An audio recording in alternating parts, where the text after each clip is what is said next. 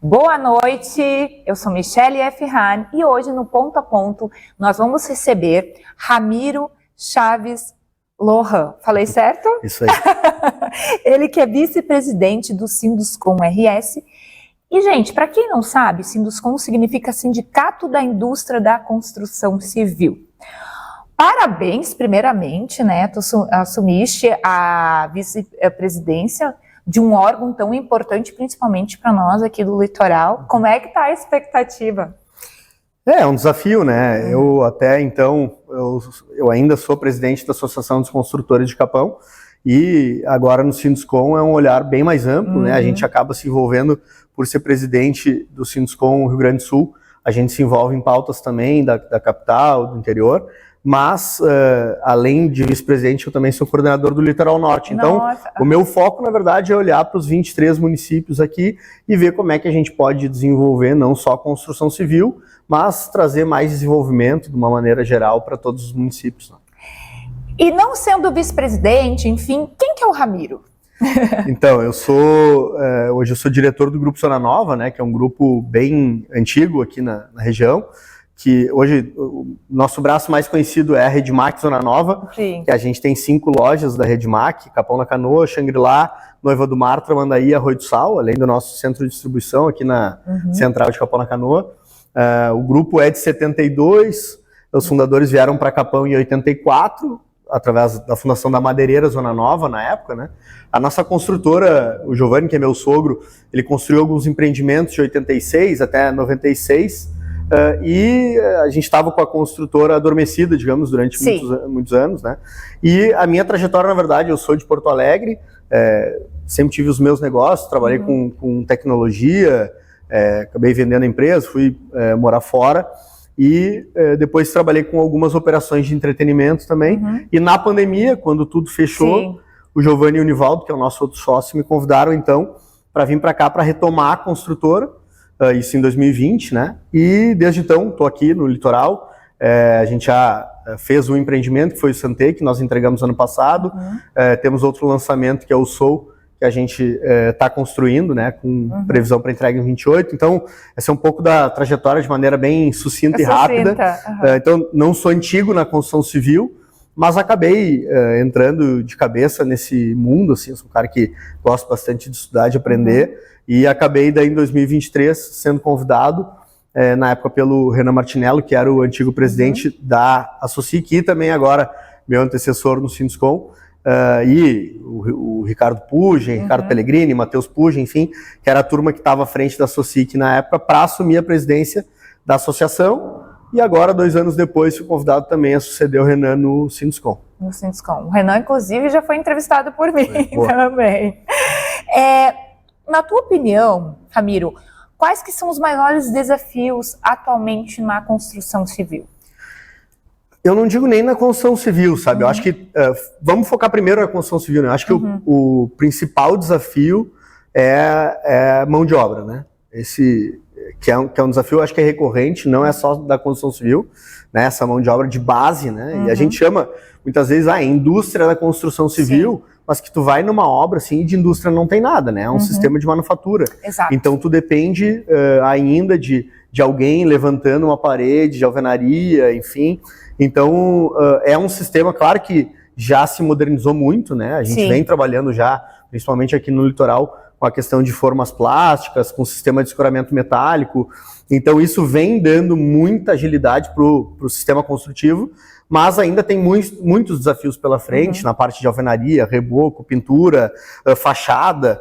Então, justamente porque tem uma carência de mão de obra e, obviamente, essa carência leva a um aumento muito grande, né, desse custo de mão de obra, já que tem uma carência no mercado, e, obviamente, que isso a gente não consegue repassar para o preço. Isso falando só em mão de obra, né? Sim. Obviamente, tem outros desafios agora, mais recentes, focados. A pandemia trouxe um aumento do material de uma maneira geral, e agora, mais recentemente, a guerra, né, no Oriente Médio, ela está impactando diretamente por uma questão de escassez do petróleo, obviamente que fez subir todos os derivados de petróleo, PVC, e isso impacta uma cadeia, concreto também tem componentes derivados de petróleo, e não só esse, mas como ferro, que depende muito da produção do Oriente Médio, e pelas rotas, né, de logística, acaba tendo que ser escoado por outras rotas, e isso aumenta o custo logístico e, obviamente, encarece o custo. O preço final. Então, isso a gente vê, por exemplo, só esse mês, um aumento do CUB, né, que é o custo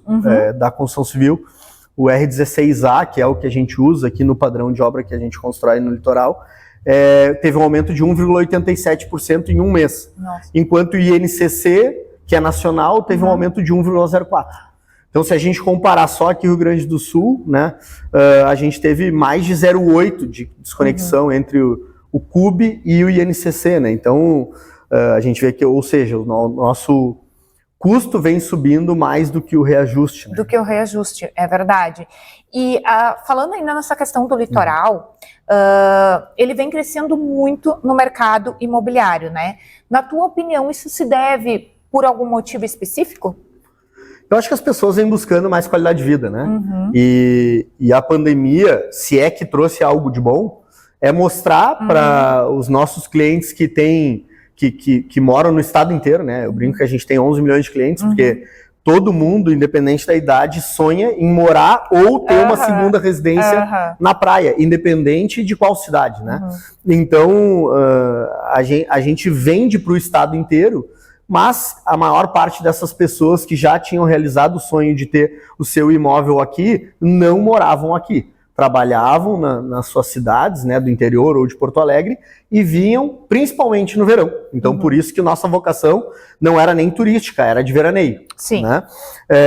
Isso com a pandemia, as pessoas descobriram, até porque quando fechou tudo em março de 2020, muitas pessoas que tinham casa aqui, já que iam ficar em lockdown, acabaram vindo do interior ou de Porto Alegre para cá, para se resguardar naquele período. E as pessoas descobriram que a praia era boa o ano inteiro. Né? O litoral era bom o ano inteiro, não só no verão. Então, muitas dessas pessoas que já tinham residência aqui decidiram permanecer, né? A gente viu esse movimento acontecendo.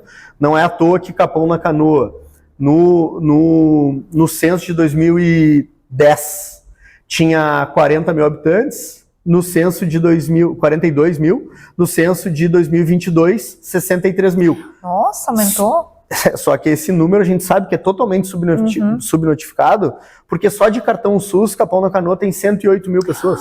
Como é que vai ter 63 mil? É verdade. Né? Então, até porque tem muita gente que passa aqui de quinta a segunda e diz que mora no interior. Entendeu? Então, na verdade, isso eu tô falando só de Capão, mas isso aconteceu em todas as cidades, né? Sim. O crescimento médio do litoral norte foi de 30% de população em 2 anos.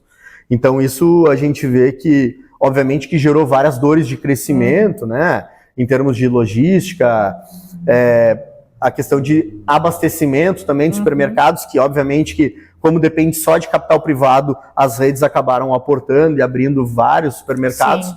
Mas hoje a gente sente necessidade e problemas no setor de infraestrutura, principalmente, né? Porque depende prioritariamente de investimento público nas redes viárias. Então, a gente reivindica há muito tempo o viaduto da RS 407, duplicação da RS 407, duplicação da Estrada do Mar, dentre várias outras, né, obras que a gente precisa para continuar esse crescimento, mas também saúde e educação, né, que são duas pautas extremamente importantes. A gente tem um projeto do Grupo PES que está sendo encabeçado pelo Alfredo, que é o marco, né, que a gente espera que seja entregue o quanto antes para resolver toda a questão de saúde de média e alta complexidade aqui do litoral. Tenho certeza que esse hospital vai atender não só Capão e Xangri-Lá, mas todos os 23 municípios, né?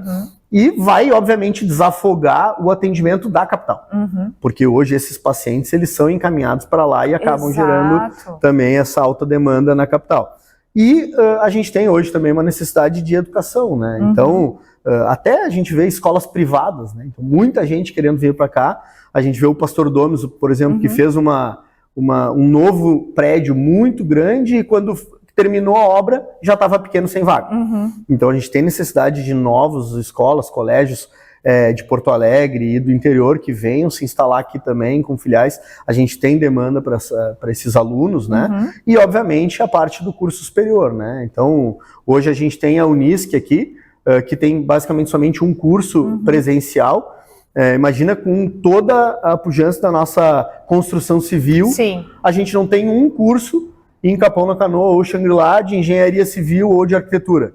Né? A gente acaba exportando os nossos jovens para ir ou estudar em Torres, arquitetura, ou ir a Porto Alegre, e quantas desses jovens que vão e não voltam. Exato. Então a gente perde essas pessoas qualificadas que são daqui, que poderiam estudar aqui e depois permanecer na nossa construção civil, elas acabam indo para Porto Alegre e depois acabam ficando lá ou indo até para outras cidades. Então é uma pauta que a gente vem trabalhando para trazer outras universidades, não só a Unisc, mas também a própria Unisc oferecer novos cursos. Né? Dentro disso, a gente vai explicar para quem está nos assistindo, né, que muitas pessoas não sabem qual é o papel da Sinduscon. Então, o Sindicato da Construção Civil do Rio Grande do Sul, ele é um papel representativo, né? Ele tem cadeiras importantes em conselhos como o CEBIC, que é um conselho brasileiro da indústria. Então, ele acaba influenciando e colaborando. Ele tem assentos, por exemplo, na Fiergs, né? Na nossa federação maior. Então, o Sinduscon, a nível estadual, ele acaba agindo e trabalhando para o fortalecimento da indústria da construção civil e, obviamente, para a expansão dos investimentos. Né? Então, acaba trabalhando a nível estadual, com agentes como o Banrisul, com a questão de liberação de crédito, com, obviamente, o poder público, né? Acaba se envolvendo nas questões de plano diretor, enfim. Né? E a nível regional não é diferente. Né? A gente acaba tendo um relacionamento muito grande com todas as prefeituras, e não se envolve somente na construção civil, porque de nada adianta a gente ter investimento privado na construção civil se a gente não tiver as contrapartidas do setor público, como eu te falei anteriormente, dessa questão do desenvolvimento da infraestrutura, né? Sim. Então, a gente traz bastante essa questão dos investimentos estaduais aqui no Litoral Norte para toda a necessidade de infraestrutura, saúde, educação, né? Muitas vezes a gente acaba trabalhando com vários deputados, enfim, para a obtenção de verbas também para a gente trabalhar aqui. E a gente é muito provocado também pelas prefeituras e algumas pautas específicas para poder auxiliar. Né? Então a gente fica à disposição tanto do setor privado quanto do setor público para atuar tanto em representação, mas também em conseguir acelerar o desenvolvimento da região. Falando nessa questão de desenvolvimento, a sustentabilidade, né, ela hoje, ela passa a ser uma prioridade nas construções civis? Sem dúvida, uma das coisas que a gente mais prega aqui é o crescimento sustentável, né? Então, não só a questão das obras, digamos, as obras de prédio, a gente controla muito junto com as prefeituras toda a questão de descarte de resíduos, né? A gente tem conversado muito, principalmente a Prefeitura de Capão da Canoa, na questão de descarte. A população vem fazendo diversos descartes irregulares, né, em áreas mais inóspitas, digamos, do município. Então a gente vem trabalhando muito forte com a construção civil e com a prefeitura para que a gente limpe a cidade, para a gente coloque pontos de coleta desses descartes, né? E pensando também nessa parte de crescimento das cidades, né? Então, dessa questão de crescimento dos condomínios e loteamentos, né? A gente tem um crescimento sustentável junto com FEPAM, com a Secretaria do Meio Ambiente do Estado, com as secretarias de meio ambiente municipais, para que a gente consiga ter um crescimento, né? Então, um desenvolvimento da sociedade, obviamente, conversando da melhor forma com o meio ambiente. Hoje em dia, a gente caminha, principalmente, né, nas ruas, no verão, as pessoas acabam... Eu resido no litoral também, né? Vim em 2022 residir justamente porque o meu sonho era a questão da qualidade de vida, né? E aqui me deu muitas oportunidades, enfim. Mas, alguns momentos, especificamente no verão, eu vejo as pessoas, as que residem, reclamar muito da questão, porque tá tudo cheio, porque falta água, a questão do planejamento hoje em dia, né, é muito importante. Na tua opinião, como é que deve ser feito esse planejamento? É um desafio, tá? Porque a gente está falando de Capão da Canoa, que, por exemplo, é uma cidade que tem 100 mil habitantes, e na semana do Réveillon vai a 1 milhão. Sim. Então, como é que uma cidade se prepara para ter durante uma semana somente, no ano inteiro, 10 vezes mais pessoas usando água, usando esgoto, usando iluminação. Então, a gente, até antes eu não citei na questão do meio ambiente, mas a gente trabalha muito próximo, principalmente da Corsã, né? E é um desafio muito grande que a Corsã está vivendo, com investimentos pesados em todo o litoral norte, que é justamente para aumentar, né, para mais de 90% o tratamento de saneamento até 2033, para cumprir o marco legal do saneamento. Capão da Canoa já é a segunda cidade com maior atendimento, né, de saneamento, mais de 60%, se eu não me engano. E Torres ainda é a primeira, né, e Capão da Canoa logo atrás. Mas tu tem cidades como Imbé que não tinha 1% de tratamento. Nossa. De coleta de esgoto. Né? Então, na verdade, a gente vem trabalhando muito forte com a Corsã e, obviamente, com a CE Equatorial, por exemplo, para sanar justamente isso.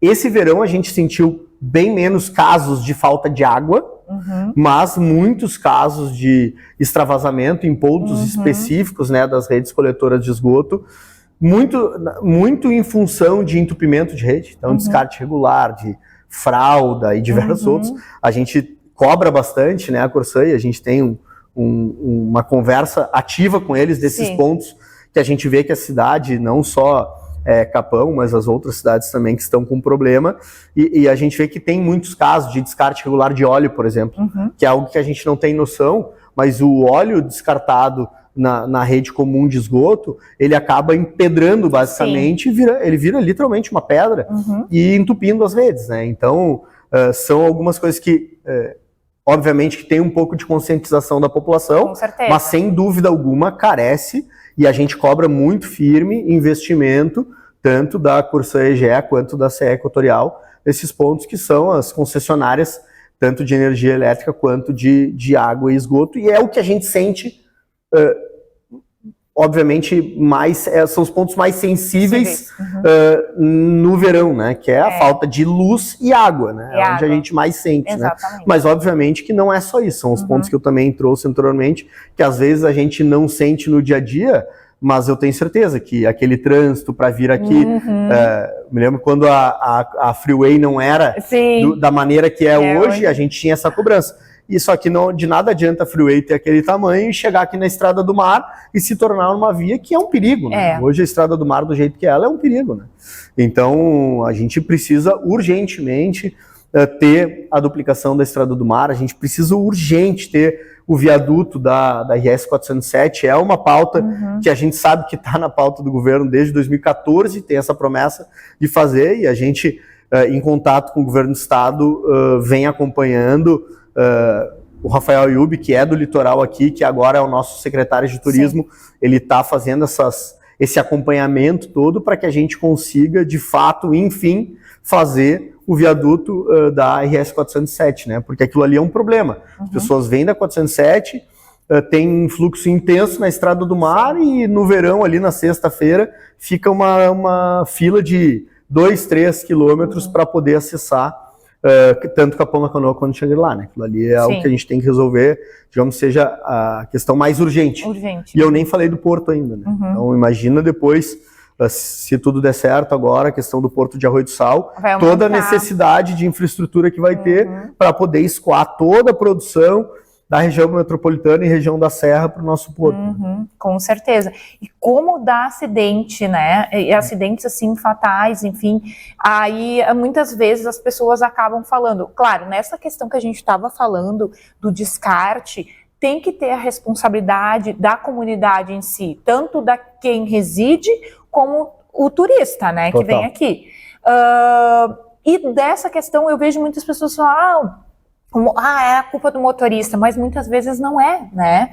Ali tem que ter, e assim, a gente espera que seja feito, porque a gente sabe que as promessas já são de muito tempo, né? E que, querendo ou não, isso acaba impactando aqui para nós, que reside, para outras pessoas que vêm. Totalmente, mas a gente está falando da vida das pessoas, exato, né? Então, quantos acidentes fatais a gente tem na Estrada do Mar por ano? Exato. Então, a gente necessita urgentemente duplicar, né? E não é só por a questão de... Obviamente que existe imprudência, como sim. Né, em qualquer setor, mas a questão é que se tu ter uma via duplicada, né, que separe faz toda a diferença, as faixas, né? Obviamente que isso vai impactar diretamente no número de mortes. Né? Com certeza.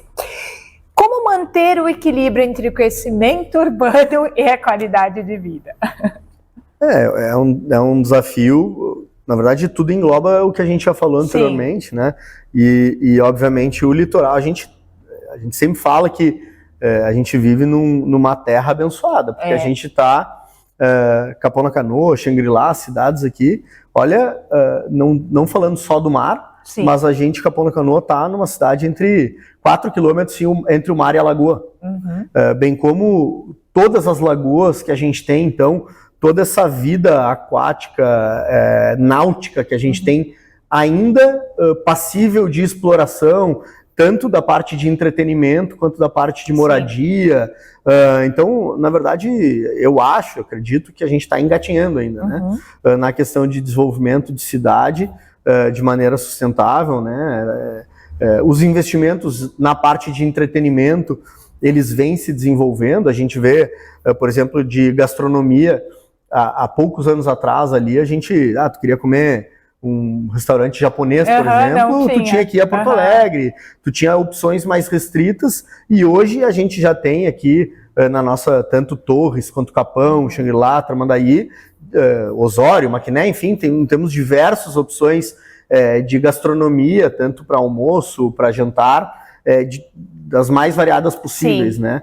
E eu acho que isso está crescendo cada vez mais, né? Porque, obviamente, que tem certas coisas que precisam ter pessoas para que haja esse interesse do setor privado de investimento, mas não só a questão gastronômica, né? Eu acho que a gente tem um potencial muito grande turístico, né? De parques, que foi um movimento que Gramado fez, né? Na verdade, a gente olhando lá atrás, Gramado há 10, há 20 anos, era uma cidade que apostava muito no frio, né?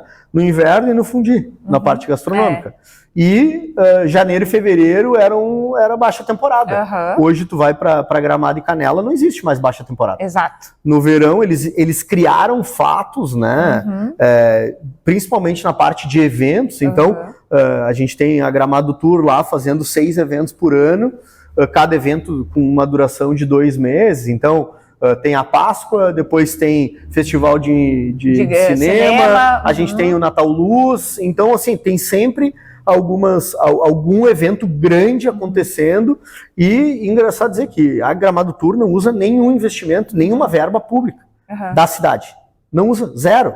Então não tem verba do município de Gramado na Gramado Tour. Todo o investimento da Gramado Tour nesses eventos, 70% é venda de ingresso e 30% é captação de patrocínio, alguma coisa através de leis de incentivo, como o LIC, o Rouanet, e outras através de patrocínio direto. Então, assim, eles conseguiram se organizar com uma autarquia municipal, e é algo que a gente vem conversando e trazer para cá também. Eu acho que o litoral tem tentado organizar essa questão de eventos, né? A gente carece também de mais opções de eventos para que a gente tenha atrativos turísticos o ano inteiro, né? Hoje a gente tem, por exemplo, o Marina Park, o Aqualopes, são parques incríveis. Obviamente que a procura por serem parques aquáticos, mais no verão. Embora o Aqualopes tenha também ofertas para o inverno, mas ele é mais procurado, e o Marina Park, obviamente, por ser somente aquático, mas ele é procurado mais no verão. Então a gente precisa desse investimento. Foi o que o Gramado conseguiu fazer, trazendo diversos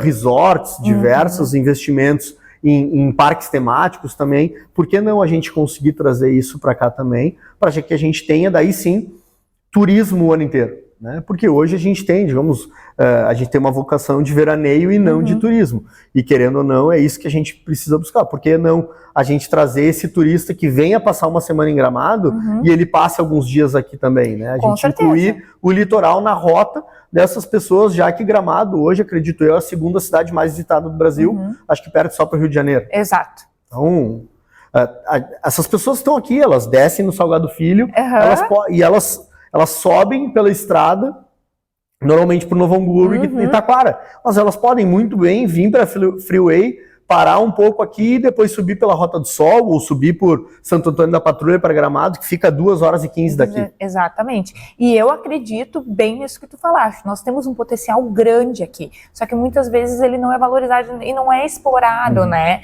Mas até outro dia eu entrevistei o pessoal da TL e foi falado isso. Tirar essa mentalidade de que só é no verão, né? Que a gente tem que realmente tem capacidade de ter atrações turísticas. Isso também não depende só dos órgãos públicos, depende da comunidade também valorizar, né? Perfeito. E mais, eu estava brincando esses dias numa reunião lá com os construtores, quantos conheciam o Marina Park e o Aqualocos, que muitas vezes a gente não valoriza. Não vai, exato. E eu fui nos 2 parques, levei as minhas filhas esse verão, e é um melhor que o outro. Então os dois são maravilhosos, e muitas vezes a gente não valoriza esse patrimônio que a gente tem aqui, né? Exato. Então acho que também vai da população a gente valorizar o que a gente tem aqui e não só o que a gente tem fora. Exato, com certeza. E para finalizar, Ramiro, o Ramiro de 20 anos atrás, um dia se imaginou que iria assumir a vice-presidência do Sinduscom? Não, eu não era nem da construção civil, né?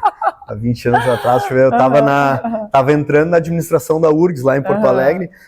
Olha, eu sabia que eu queria trabalhar com empreendedorismo, então isso não mudou. Eu só não sabia que eu ia estar morando no litoral e à frente da maior entidade da construção civil aqui da região. Para mim é uma satisfação representar essa classe que é tão importante, né, que desenvolveu o litoral do jeito que ele é hoje, né, que acreditou, que coloca o seu capital, o seu trabalho para contratar tantas pessoas, né? Então, hoje a construção civil, ela contrata diretamente 500 mil pessoas no Rio Grande do Sul, né? São dados do Sinduscom. E aqui no litoral a gente estima que chegue perto de 50 mil pessoas, né? Que vivam da região civil, da construção civil, direta e indiretamente, né? Então é uma população muito grande, muito relevante, né? A gente sabe o papel que a gente tem na questão de desenvolvimento da região, e eu tenho certeza que a qualidade das nossas obras, quanto mais eu viajo para Porto Alegre, para a Serra, para São Paulo, para o Rio, vendo obras em outras regiões, eu tenho certeza que a gente está no caminho certo e que a construção civil está preparada para tudo que vem pela frente. Eu acho que o litoral mal começou, é a região que mais cresce e, segundo os dados do IBGE, é a única região que cresce do estado, demograficamente falando. Então, eu tenho certeza que a gente tem muito a crescer pela frente, a construção civil está preparada e eu tenho certeza que a gente está à disposição de todas as outras entidades, de todas as prefeituras e do setor público para a gente trabalhar bastante para fazer isso acontecer. Bom, gente, hoje o Ponto a Ponto fica por aqui. Ramiro, eu quero te desejar sucesso, né, nessa nova fase da tua vida, te parabenizar pelo trabalho. E é isso. Ponto a Ponto fica por aqui hoje, mas você tem encontro sempre ligado, todas as terças e as quintas-feiras, comigo diretamente aqui da Rede Litoral. Tchau!